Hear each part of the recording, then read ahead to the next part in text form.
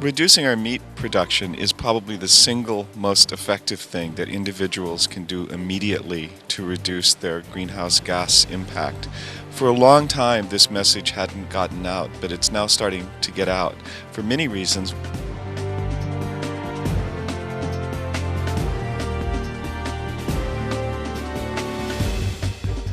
Welcome to Planet Earth, our loving home.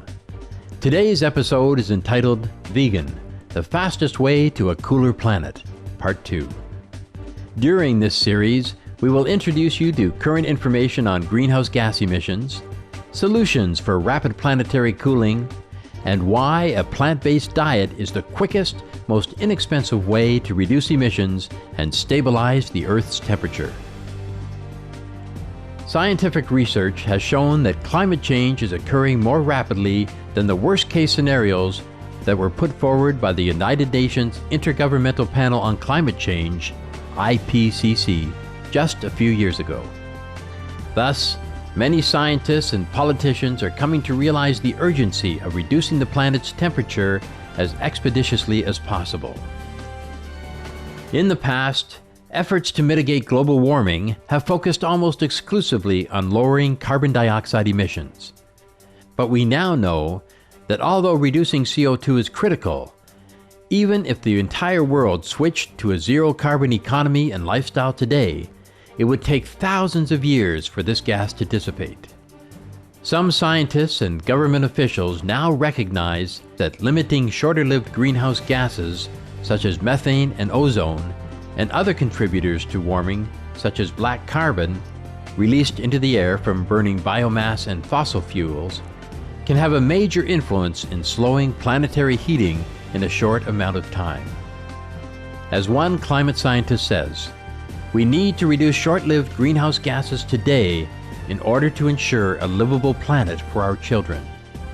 And we need to reduce CO2 to ensure a livable planet for generations a few hundred years from now. Limiting these gases, particularly methane, is relatively inexpensive and rapid, whereas many of the technologies to reduce CO2 are either in their infancy or are costly and time-consuming to integrate into the current infrastructure. Scientific understanding of the role of livestock in accelerating global warming has increased as well. Some researchers are beginning to recognize that livestock contributes much more to global greenhouse gas emissions than the 18% estimated by the United Nations Food and Agricultural Organization 2006 report, Livestock's Long Shadow. This report states that livestock raising is the #1 source of human-caused methane. Methane, in turn, contributes to the creation of ozone. As livestock production and cultivating feed for these animals are both responsible for over 70% of rainforest destruction in the Brazilian Amazon, shifting to a plant-based diet can reduce black carbon particles landing on ice, such as Antarctica or the Andean glaciers, by ending the forest burning done to clear space for growing animal feed and cattle grazing. According to the United Nations, the livestock sector produces 37% of the world's anthropogenic methane. This is another reason that eating a plant-based diet is one of the fastest ways to cool the planet. Dr. Kirk Smith, a member of the U.S. National Academy of Sciences and a member of the United Nations Intergovernmental Panel on Climate Change, IPCC, strongly advocates reducing our methane footprint.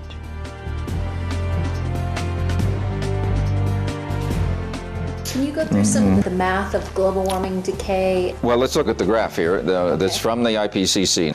And this is one of the most important single graphs in the IPCC documents. It shows the amount of warming from the different pollutants. At the top is CO2, that long red line. And we won't talk about the units, but this illustrates the amount of warming that's occurring in this particular year, 2005. But look at the next one. The next one is methane. It's more than half of the CO2. And then you go down the list there's carbon monoxide and black carbon. When you start adding those in, makes the non-CO2 gases actually more important than CO2. So it's not that CO2 isn't important, and everybody think that's the case. It's just that why not also consider these other things, particularly when we make changes in them, we get an immediate benefit. With CO2, it takes a long time. This shows the amount of decay of methane. You put CO2 and methane in the atmosphere, I think this is for the year 2008. How much is left? Natural processes remove it, fortunately, from the atmosphere. Otherwise, we'd really be in trouble. But we're just putting in pollutants faster than they can be naturally removed. And so you can see that in the first few years, the CO2 actually comes out faster than methane. But then CO2 slows, its removal slows down, and you can see the blue line there is higher than methane after 10 years. And then if you look at over a 100-year period, you can see that after 100 years, hardly any of the methane we release today is in the atmosphere in 100 years. You know, a considerable amount of the CO2 we release today is in the atmosphere in 100 years. Reducing methane has another benefit in that ground-level ozone is a short-lived greenhouse gas created in part by methane. The other side of it is that methane reductions have other benefits that CO2 does not have. Methane is more damaging, for example, than CO2 for climate, and also produces other problems, including the creation of ozone in the atmosphere. Many people get confused. There's ozone in the stratosphere, that's way high up in the air. We want to protect that ozone. That's good ozone, if you will. And methane has no impact on that. But methane has an impact on creating ground-level ozone, so-called tropospheric ozone in atmospheric science terminology. It's like smog in LA, or smog in Houston, or smog in Mexico City.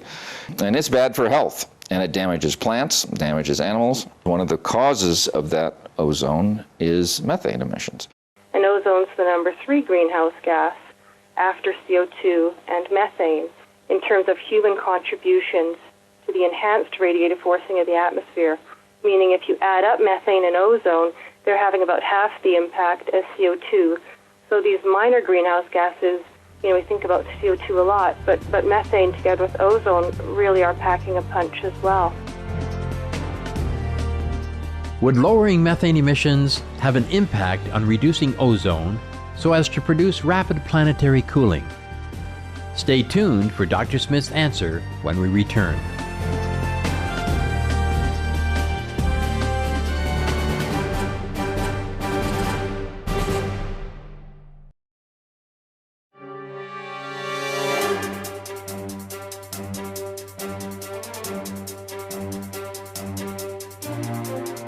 So if we were to immediately tomorrow, let's say, reduce our methane, It would affect ozone levels instantly.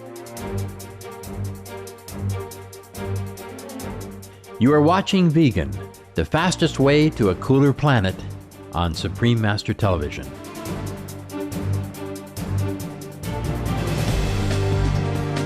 The global warming we're seeing today, and likely to be seeing in the near future, is primarily from other gases, mainly methane. So we need to address these sources, and the number one source of methane emissions is animal agriculture. That's the most powerful source we can address to reduce the global warming we're seeing today.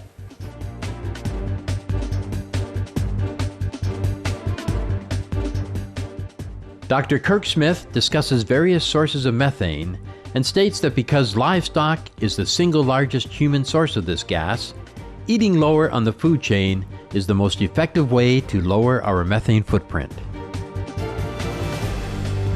Most of us don't see the methane that we produce. It's one step removed. But we still produce, each of us, a lot of methane by our activities, one step removed. Some of us might produce methane if we had, say, some kind of a pit in the backyard that was filled with garbage or something might produce methane. But where do we produce our methane? We produce it through our sewage, through the landfills where our garbage goes, through the leakage in the natural gas pipelines that supply our houses, through the emissions of methane from coal mines and where they mine our coal to power our power plants, and from animals, livestock. The biggest single source of human-caused methane emissions is livestock. On the pie chart, a large section of the contributing factors has to do with the raising of livestock. That's right. So switching to a meat-free or vegetarian diet how might that impact us on a global level and help us reduce the methane, thereby slowing down the process of global warming? Already, livestock is 20% of all greenhouse gas emissions. The meat system includes the animals, includes growing the food for the animals, includes the transport of the meat, includes the fertilizer to grow the food, to feed the meat. There was a recent article last fall in Lancet, the famous medical journal, that laid this all out, showing that, and that's with not treating methane any more than the sort of normal way it's used. If you treat it more, if you worry about it a bit more, as we were talking about a minute ago, then that 20% will go up to maybe 30%. So the 30% in the next 20 years is going to be due to meat production. So there is something that an individual can do. Most of us aren't growing our own meat, but when you pick out that slab of meat from the Safeway, you are in a sense turning on the whole system that creates it. Just as you turn on the electricity in your house, you're turning on the power plant. So then by simply purchasing any of these meat products, people are indirectly contributing to increase in methane. That's right, methane, and then in the whole operation of the meat system. How are we going to get people to eat less meat? It's going to take a lot of effort, of the media, like yourselves, and maybe schools, to get at this. Now, I mean, myself and my wife, we were heavily influenced by our daughter, who's been vegetarian since 6th grade, and when she's home, we're completely vegetarian. But my wife and I, we're moving toward that state.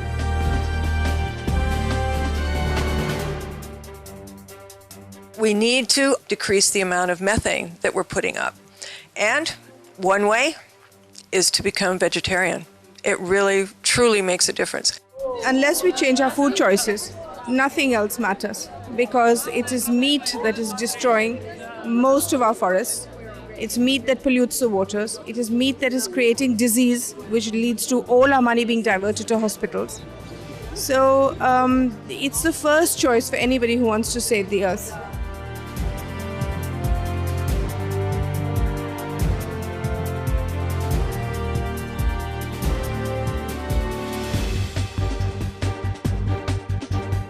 We are glad we could share time together to explore some basic science on how eating a plant-based diet is the quickest and easiest way to cool the planet. Please be sure to tune in again next week for Vegan, the Fastest Way to a Cooler Planet, Part 3, on Planet Earth, Our Loving Home. Up next is enlightening entertainment after noteworthy news. May your spirit be as free as a butterfly in the wind.